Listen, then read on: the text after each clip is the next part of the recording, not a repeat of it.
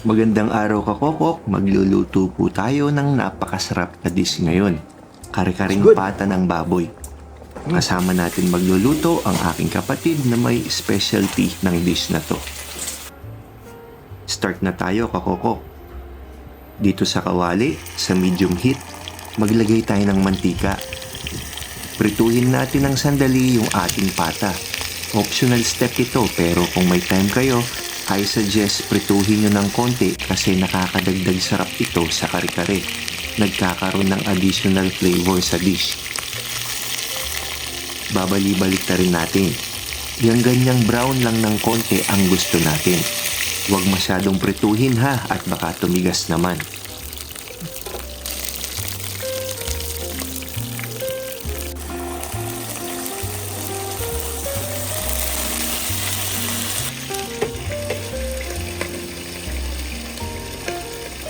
Tapos na tayong magprito, i-transfer natin sa medyo malalim na kaserola para pakuluan.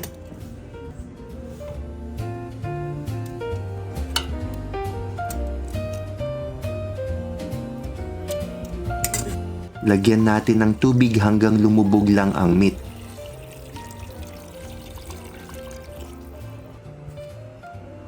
Lagyan natin ng kaunting asin. Naglagay din pala kami dyan kakokok ng pamintang buo, hindi na lang naipakita sa video. Pakuluan natin hanggang lumambot. Check nyo from time to time kasi baka naman mapasobra ang lambot at malasog na ang pata. Pag fork tender na or malambot na, okay na. Iahon na natin. Gagamitin pa natin itong pinagpakuluan so isi-set aside natin. Magigisa na tayo kakokok. Maglagay tayo ng mantika. Dapat ang gagamitin nating kawali dito ay yung pinagprituhan kasi merong kumapit doon na pata habang nagpiprito. Kaso maliit po yun at hindi magkakasya kaya etong mas malaki na lang. At since non-stick naman din yung pinagprituhan, tingin ko wala naman masyadong kumapit doon na meat. Maglagay tayo ng annatto seeds. Kakokok, dapat nasa low heat ka lang pag naglagay ka ng atswete ha. Kasi kapag malakas yung apoy mo, magtatalsikan yan. Pag kumulay na yung mantika, i-remove na natin yung atswete. Isunod na natin igisa ang bawang. Pagkatapos ay sibuyas. Nasa sa inyo kung anong gusto nyong unahin, pwede ding sabay. Kung saan na lang kayo nasanay kakokok. Lagyan natin ng konting patis, konti lang ha at baka umalat. Kasi yung sabaw na pinagpakuluan natin ay may asin na. Lagyan na natin ng sabaw na pinagpakuluan. Gagamit tayo ng strainer para hindi maisama yung scum. Hindi natin ito ilalagay lahat at baka malunod naman ang ating kare-kare. Lalakasan lang natin ng konti ang apoy. Then kapag kumukulo na, ilalagay na natin ang peanut butter. Usually po kakokok, kami ang gumagawa ng peanut butter namin pag nagluluto ng kare-kare kasi masarap talaga pag puro. Kaso wala tayong nabiling mani sa market kaya etong Skippy na lang ang ginamit natin. Hindi po ito sponsored ha. Tip ko lang po kakokok. Ang magdadala ng lasa sa kare-kare ninyo ay ang peanut butter. So para mas masarap, gumamit kayo ng high quality. Banlawan lang natin ang mangkok kasi sayang at medyo may kamahalan ng Skippy.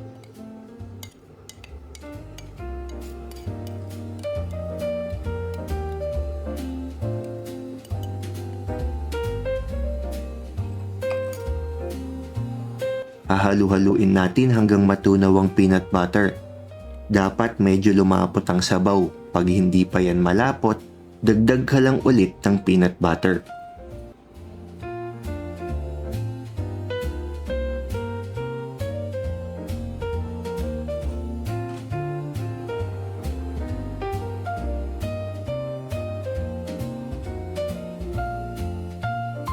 Okay na yan kakokok, ilagay na natin ang napalambot nating pata. Pakuluan lang natin ito mga 5 minuto para manuot yung sauce sa meat.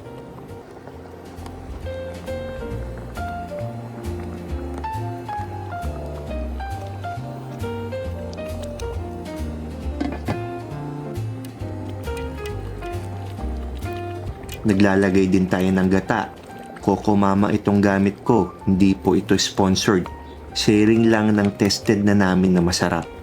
Ang gata kakokok nakakadagdag ng linamnam pero hindi ito required. Optional lang ito, okay lang kahit wala.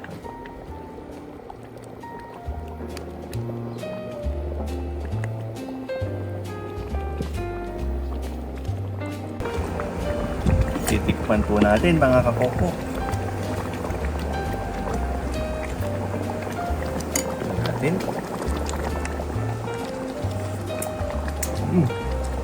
It's good. Sarap. Pag kulong-kulo na, okay na yan. Set aside natin. Meron tayong kasirola dito na may tubig. Pakuluan lang natin para sa ating mga gulay. Kumukulo na, i-blanch natin ang gulay, unahin natin ang sitaw. Half cook lang para may lutong pa din.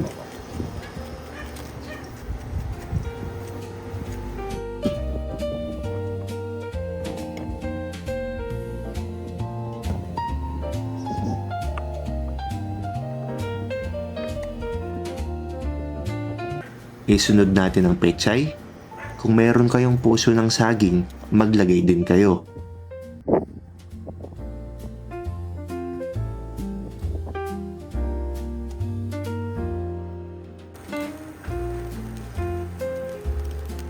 At magprito tayo ng talong. Okay lang din na i-blanch lang, pero mas masarap pag fried talong. It's up to you kakokok kung anong mas preferred nyo.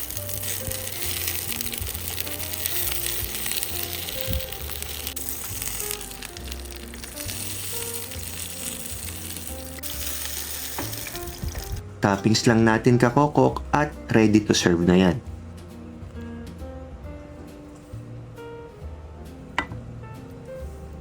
Tikiman time na kakokok. Kung gusto nyo ng recipe ng ginisang bagoong alamang, meron po tayo niyan. Yan po ang link sa taas or sa dulo ng video na to.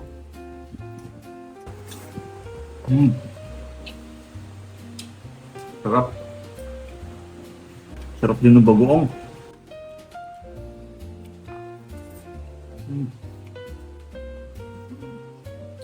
Habang ini-edit ko to, nagutom ulit ako kakokok. Gusto ko ulit magluto ng kare-karing pata.